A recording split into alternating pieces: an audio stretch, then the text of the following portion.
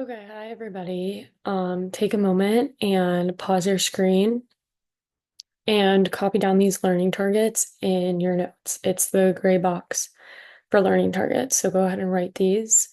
Today we are learning how light moves through radiation and doesn't require a medium. And then we're also learning about light frequencies that are too low to see. Those are infrared light, and then frequencies that are too high to see, which is ultraviolet light. So light energy is a form of energy that helps us see. We get all of our light energy mostly from the sun. And without this light energy, there wouldn't be any life on Earth. So when electrically charged particles vibrates, it disturbs an electric and magnetic field around it. And these disturbances are called electromagnetic waves. So in our electromagnetic waves, we have a magnetic wave and we have an electric wave. And it's right in the name, electric and magnetic waves. This is different from sound, where we have a disturbance in a medium. That's what a sound wave is, a disturbance in medium. With light energy, we have a disturbance in electric and magnetic fields.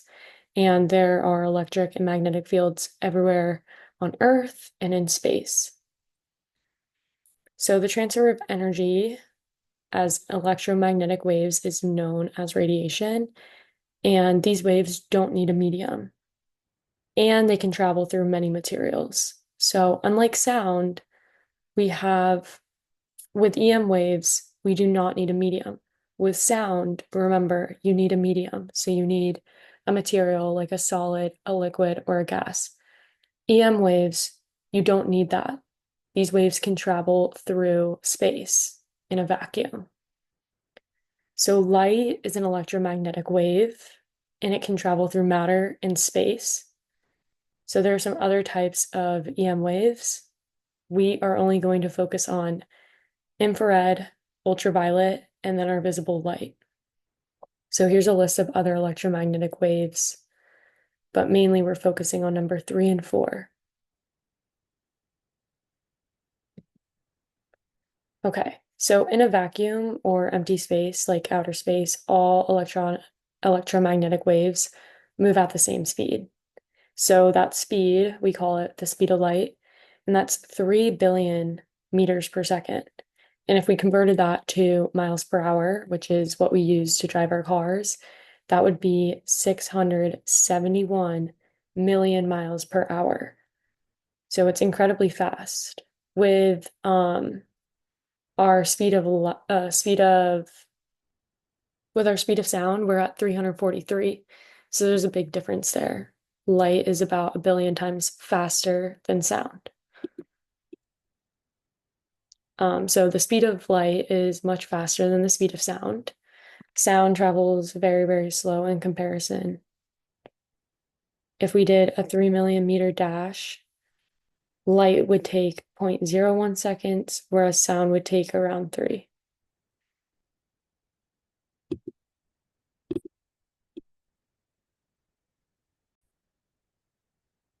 Okay, so if we compare the speed of light versus the speed of sound, the speed of light is significantly faster. If we were to do a 3 million meter dash, like a 40-meter dash, it would take light 0.01 seconds, whereas it would take sound 3 hours. So the speed of light is much, much faster than the speed of sound. Okay, so in your guided notes, you're going to write a reflection and make a claim about why we see lightning before we hear thunder. So write 1 to 2 full sentences and talk about the speed of light versus the speed of sound. So go ahead and pause the video now. Okay. I hope you said the reason we see lightning before we hear thunder is because the speed of light is much faster than the speed of sound. So we see that lightning because the light travels faster. And then we hear the thunder afterwards because the speed of sound is slower.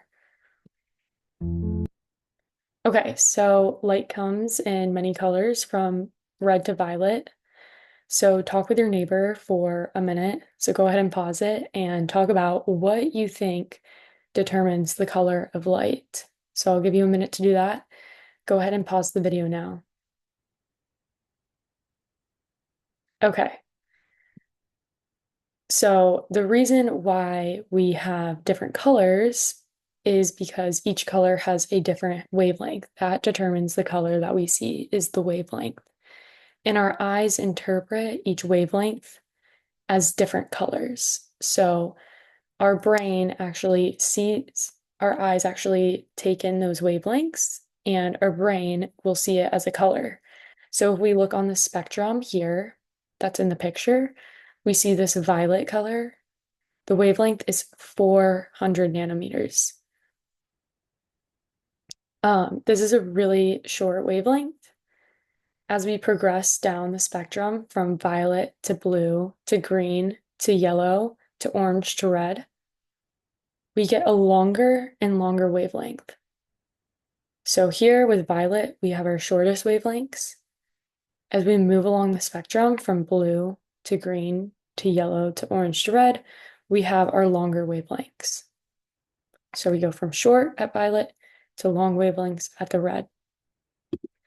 So go ahead and look at your guided notes. There's a spot to list the visible light spectrum in order of increasing wavelength. So you should have a color at 1, 2, 3, 4, 5, and 6.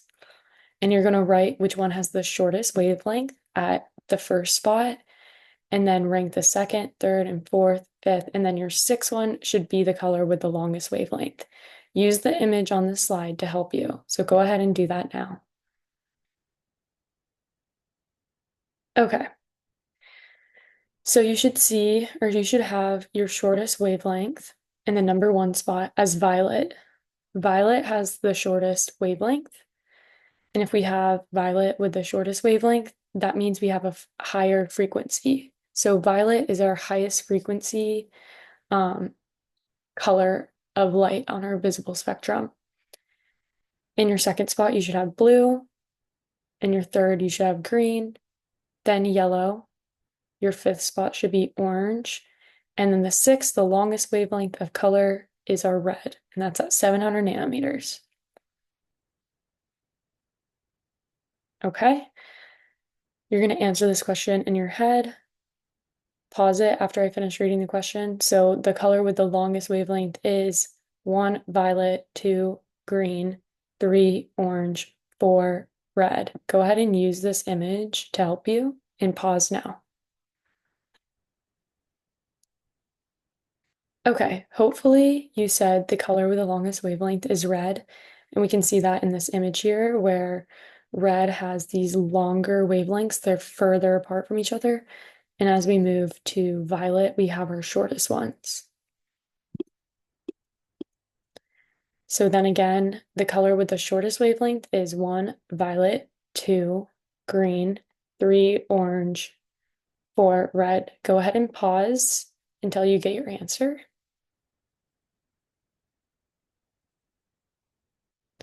Okay, hopefully you said that the color with the shortest wavelength is violet, and we can see that the purple violet color at the very right of this picture has the shortest wavelength. Okay, so now we're going to talk about the two different electromagnetic waves that we need to know.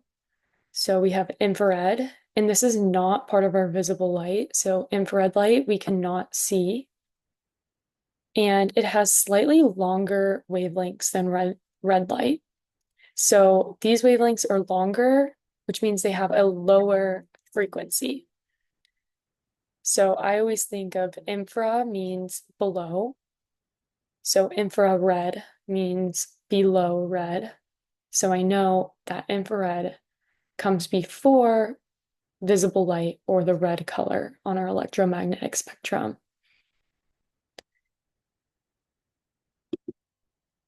Next, we have ultraviolet light, and ultraviolet light is not a part of our visible light spectrum.